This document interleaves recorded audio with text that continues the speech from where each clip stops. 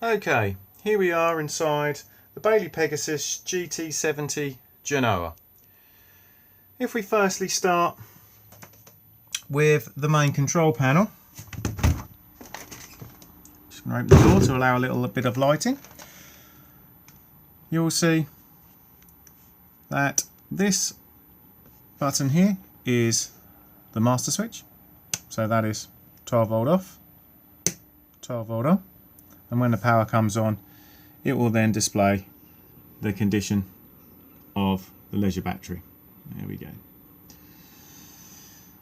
Next to the master switch we then have the pump, so that's water pump on, water pump off. The light will always come on when the pump is running. We then have main isolator for all the internal lights on and off, and then we also then have awning light on, awning light off. If we then pan round, we have the Daewoo microwave that will work on main supply.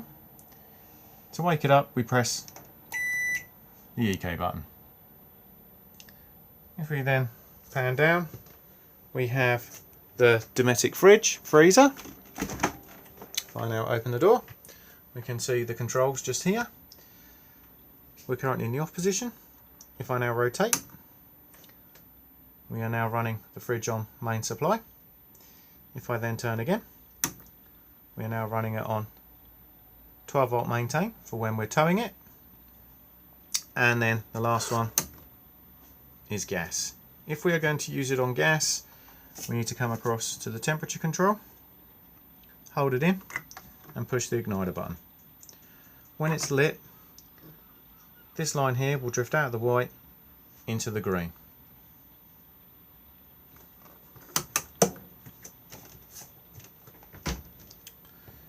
If we then pan down to the floor, we have this hatch just here, and underneath here is the leisure battery.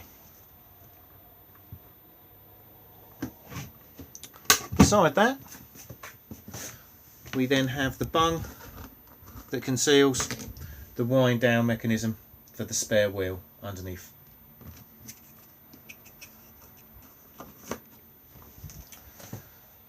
We then have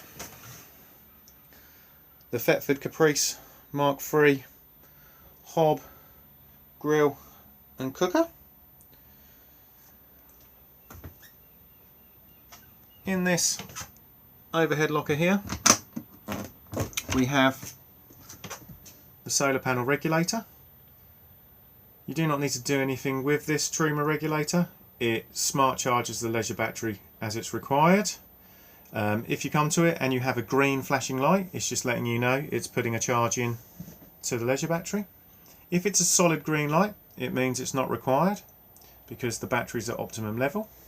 And if you ever come to it and find that the green light is strobing, it's letting you know that it's only doing a minimal amount as there is not a great deal of UV light present. If we then come down to this hatch here and open it, we have the consumer unit. You will see all of the individual MCBs, the RCD and the test button just there, and then the 12 volt fuses all just labelled up there. Next we have the Truma boiler. Main thing you really need to know about the Truma boiler is how to drain it down, and it drains down on the fairly common yellow lever valve here. Just literally flap it up like so to drain the water out of the boiler, and to refill, close like so. Put your submersible pump into your aqua roll, turn your water pump on, and then the water pump will then begin to fill the boiler back up again. Open up your taps, they will blow out some air. When the water is running freely, close them back up again, and then the boiler will fully prime itself. If we then come to this overhead locker here, we have the Vision Plus television aerial. Just undo and raise, and then get into the position you desire, and then lock into place. We can flip the television aerial from horizontal to vertical on this tail here if you need additional tuning, but do make sure that we are down for travel. We then have the television aerial digital amplifier just there. We can turn it on and off like so, and control the boost just here. This switch here has been retrofitted to turn the stereo on and off. So just flick it on like so, and then come to the stereo, hold the SRC button in, and the stereo will come on. And then we can turn it all back off again just by flicking the switch just here. Lastly, we have the washroom.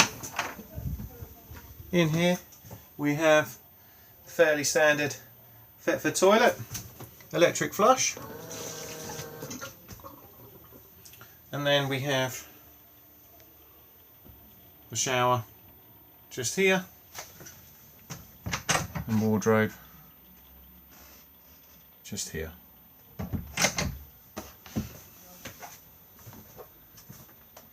I hope this video has been of some help.